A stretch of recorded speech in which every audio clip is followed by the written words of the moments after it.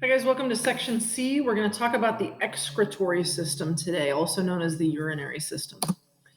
Okay, so the reason I like calling it the excretory system is because it's more than just the formation of urine. That's probably the biggest part of it. We're going to talk about the kidneys and how urine is formed, but it's more than just that. Okay, the overall function, the overall function of the excretory system is to remove waste from your body. And it's basically waste products from the chemical reactions that are happening in your body.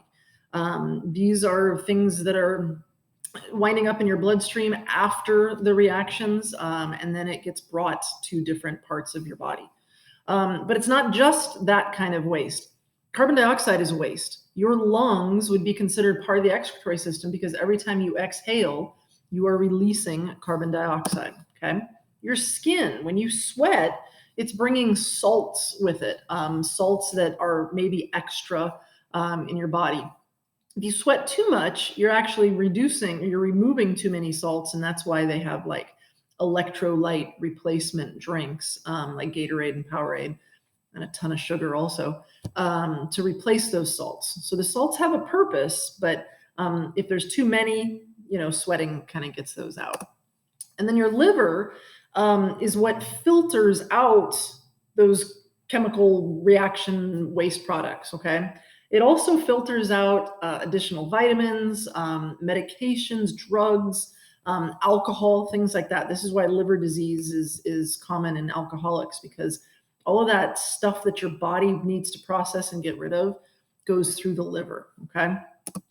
And then finally, the kidneys, which are the main organ of the excretory system, they produce urine. So the blood gets filtered through the liver, and the liver kind of processes stuff, but all the blood also goes through the kidneys and filters out some additional products, which we're going to talk about. Okay. So our kidneys, you have two of them. This is the basic kind of anatomy of the kidneys right here. They have this kind of outer shell called the cortex, and then these little diamond-shaped medulla areas, okay? But within those, each kidney has millions of these functional units known as the nephron, okay? So I'm getting ahead of myself. I'll get back to the nephron. Basically, when your body is doing these reactions and it's using proteins, the proteins get broken down and your body produces ammonia. This is why your pee smells weird, okay? So ammonia is somewhat dangerous for your body. And so the liver changes the ammonia into something called urea. And this is a waste product, okay? Your body needs to get rid of it. It is the byproduct of these proteins being broken down in your body, okay?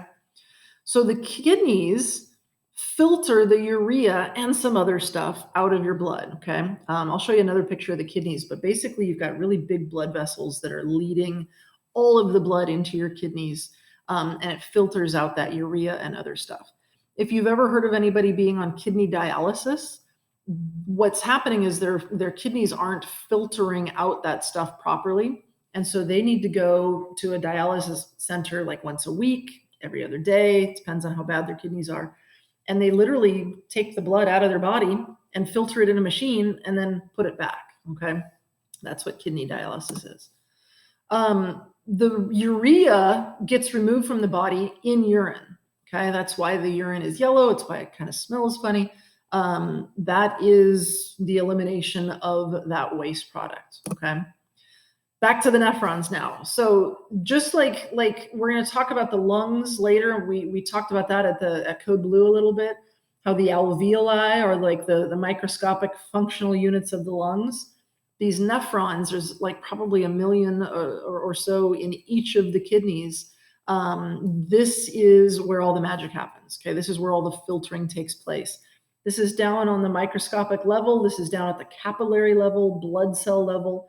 And literally all these substances are being filtered through this little unit of filtration. Okay. And again, about 1 million in each of your kidneys. You can function just fine with one kidney. It's kind of nice though that God gave us a backup. He gave us a spare. Okay. The kidneys also determine how much water you're going to eliminate, how much water you're going to keep. Okay. And so Your kidneys are constantly gauging the water balance in your body and helping to maintain that homeostasis level. Okay. The more water you drink, the more extra you're going to have, and the kidneys it's going to let more go. So your urine is more clear the more water you drink.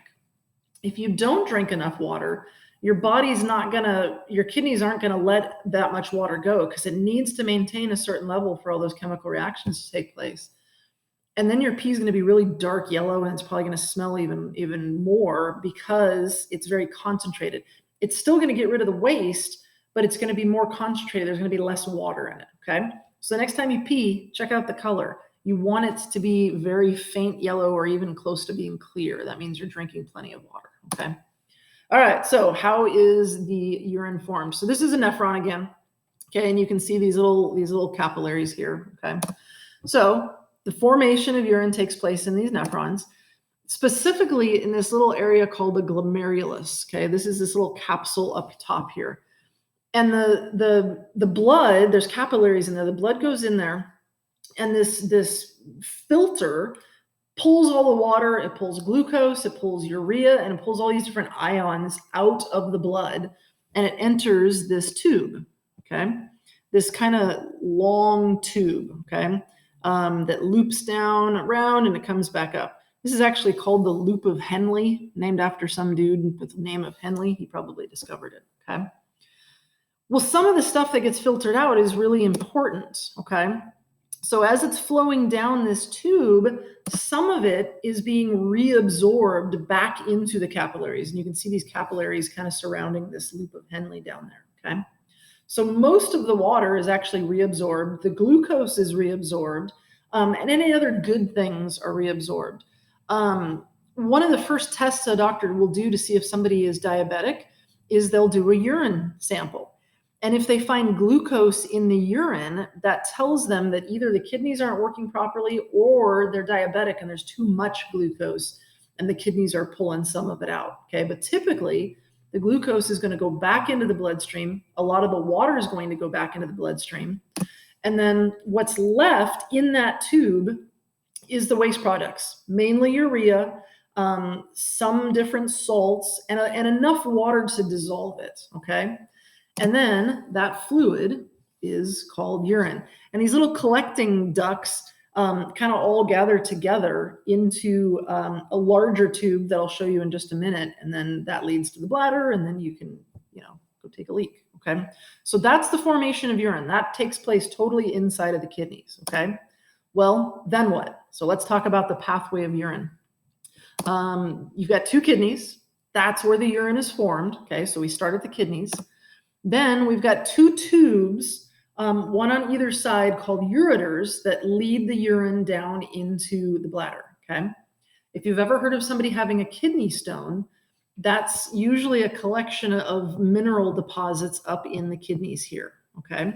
Those sometimes can get stuck in the ureter and it's very painful. I've never had one, but it's quite painful. Sometimes it'll eventually flush into the bladder and then you can pee it out. I hear that's also quite painful. Okay. And these are little like pebbles that kind of can go through your urinary tract. Okay. Not good. If you drink nothing but soda and not enough water, you're prone to kidney stones. So make sure you guys are drinking your water. Anyway, two kidneys, two ureters leads to one bladder, one urinary bladder. And your bladder has nerves in it that can sense when it's getting full. This is when you start to get the urge to have to go to the bathroom. Okay.